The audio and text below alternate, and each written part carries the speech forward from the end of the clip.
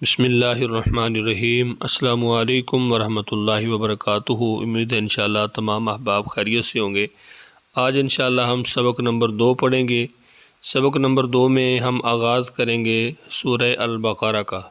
سورہ البقرہ یہ مدنی صورت ہے، 286 اس کی آیات ہیں اور 40 اس کے رکوع ہیں۔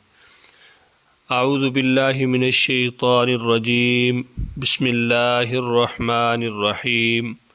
الف لام میم، یہ 3 حروف ہیں، الف لام میم، تو یہ حروف مقطعات ہیں۔ انہیں حروف مقطعات کہا جاتا ہے، یعنی علیحدہ علیحدہ پڑھے جانے والے حروف۔ ان کے معنی کے بارے میں کوئی مستند روایت جو ہے وہ موجود نہیں ہے، بلکہ جہاں پر بھی آپ نے یہ پڑھنے، جیسے طٰہٰ، یاسین، الف لام را، جتنے بھی حروف آنے والے ہیں ان کو حروف مقطعات کہا جاتا ہے۔ تو ان کا معنی اللہ کے علاوہ کوئی نہیں جانتا، تو جب بھی آپ نے یہ حروف پڑھنے ہیں جس سورت کے شروع میں بھی، تو وہاں پہ آپ نے اس کا معنی کرنا ہے اللہ اعلم بمرادہ، کہ اس کی مراد، اس کا معنی، اس کا مطلب جو ہے وہ اللہ تعالیٰ ہی جانتا ہے۔ البتہ نبی پاک صلی اللہ علیہ وسلم نے یہ ضرور فرمایا ہے کہ میں نہیں کہتا کہ الف لام میم ایک حرف ہے، بلکہ الف ایک حرف ہے، میم ایک حرف ہے، لام ایک حرف ہے۔ ہر حرف پر ایک نیکی ہے اور ایک نیکی کا اجر 10 گنا، یعنی اگر کوئی الف لام میم پڑھتا ہے تو اس کو 30 نیکیاں اللہ تعالیٰ عطا فرما دیتا ہے۔ ذالک الکتاب لا ریب فی، ذالک وہ، الکتاب کتاب، لا نہیں، ریب شک، فی میں ہی اس کے، یہاں پہ ہی کی جو ضمیر ہے یہ کتاب کی طرف لوٹ رہی ہے، یعنی لا ریب فی ہی، یہ کتاب اللہ کی کتاب ہونے میں کوئی شک نہیں ہے۔ ذالک الکتاب، اس کتاب میں، لا ریب فی، کوئی شک نہیں ہے، یعنی کس چیز کے بارے میں شک نہیں ہے؟ اللہ کی کتاب ہونے کے بارے میں کوئی شک نہیں ہے۔ ھدی للمتقین، ھدن ہدایت ہے، لی واسطے، للمتقین پرہیزگاروں کے، پرہیزگاروں کو راہ دکھانے والی ہے۔ یہاں پہ ہدی جو ہے اس کا معنی راہ دکھانا بھی کیا گیا ہے، اور اسی طرح ہدایت بھی کیا جاتا ہے۔ تو اس کا معنی جیسے کہ نبی پاک صلی اللہ علیہ وسلم نے جو خطبہ مسنونہ آپ صلی اللہ علیہ وسلم پڑھتے تھے کہ خیر الہدی ہدی محمد، کہ جو بہترین راہ ہے وہ نبی پاک صلی اللہ علیہ وسلم کی راہ ہے، آپ صلی اللہ علیہ وسلم کا راستہ ہے۔ تو یہاں پہ ھدی للمتقین، پرہیزگاروں کو راہ دکھانے والی ہے۔ الذین، وہ لوگ، یؤمنون، جو ایمان رکھتے ہیں، بالغیب، با کا معنی ساتھ ہے، الغیب چھپے ہوئے، وَيُقِيمُونَ الصَّلَاةَ، اور واو کا معنی اور ہے، یقیمون قائم کرتے ہیں، الصلاۃ نماز، وَمِمَّا رَزَقْنَاهُمْ، واو کا معنی اور، من اس سے، ما جو، رزقنا ہم نے دیا، ہم ان کو، ينفقون وہ خرچ کرتے ہیں۔ الذین یؤمنون بالغیب، جو لوگ غیب پر ایمان لاتے ہیں۔ غیب کہتے ہیں پوشیدہ چھپی ہوئی چیز کو، تو اس کا لفظی معنی کیا ہوا؟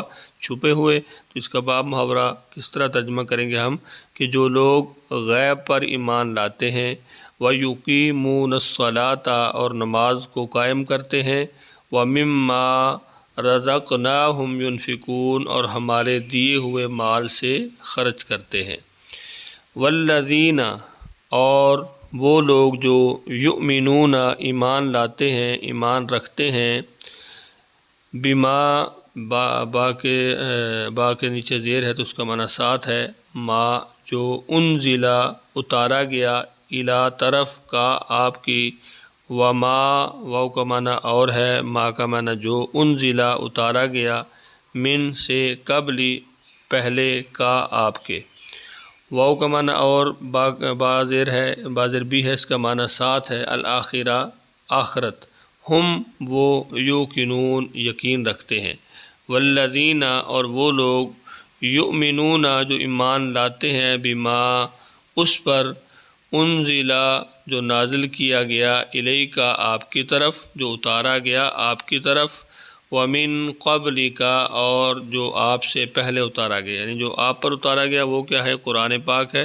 اور جو آپ سے پہلے اتارا گیا ہے وہ دوسری آسمانی کتابیں ہیں، تورات ہے، زبور ہے، انجیل ہے، تو وہ ایمان ان پر بھی لاتے ہیں اور اس پر بھی جو آپ صلی اللہ علیہ وسلم پر کتاب یعنی قرآن پاک اتارا گیا۔ بالآخراتی، اور وہ آخرت پر بھی یوقنون یقین رکھتے ہیں۔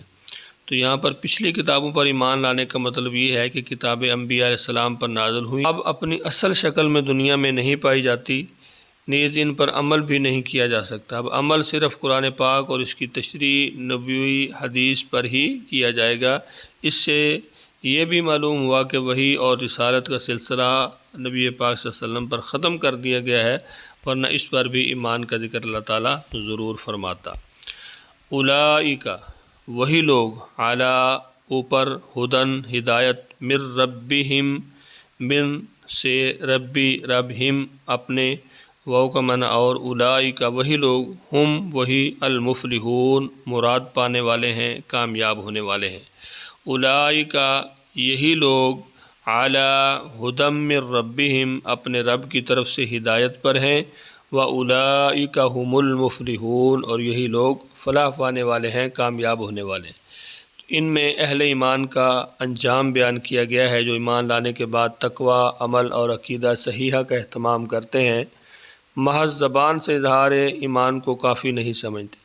تو کامیابی سے مراد آخرت میں رضا الہی اور اس کی رحمت و مغفرت کا حصول ہے، اس کے ساتھ دنیا میں بھی خوشحالی اور سعادت و کامرانی مل جائے تو سبحان اللہ، ورنہ اصل کامیابی آخرت ہی کی کامیابی ہے۔ اس کے بعد اللہ تعالیٰ دوسرے گروہ کا تذکرہ فرما رہا ہے جو صرف کافر ہی نہیں بلکہ اس کا کفر و عناد اس انتہا تک پہنچا ہوا ہے جس کے بعد اس سے خیر اور قبول اسلام کی توقع ہی نہیں ہے۔ امید ہے انشاءاللہ آج کا سبق آپ کو ضرور سمجھ آیا ہوگا۔ سبق کے حوالے سے اگر آپ کچھ پوچھنا چاہتے ہیں تو ضرور کمنٹس کے اندر پوچھیے گا، اور اس ویڈیو کو لائک اور شیئر ضرور کر دیجیے گا تاکہ صدقہ جاریہ کے طور پر جس طرح آپ کو اس سے فائدہ ہو دوسرے لوگ بھی استفادہ حاصل کر سکیں۔ ملتے ہیں نیکسٹ لیسن میں، تب تک کے لیے اجازت دیجیے، اپنا بہت سارا خیال رکھیے، مجھے اپنی دعاؤں میں یاد رکھیے۔ اللہ حافظ۔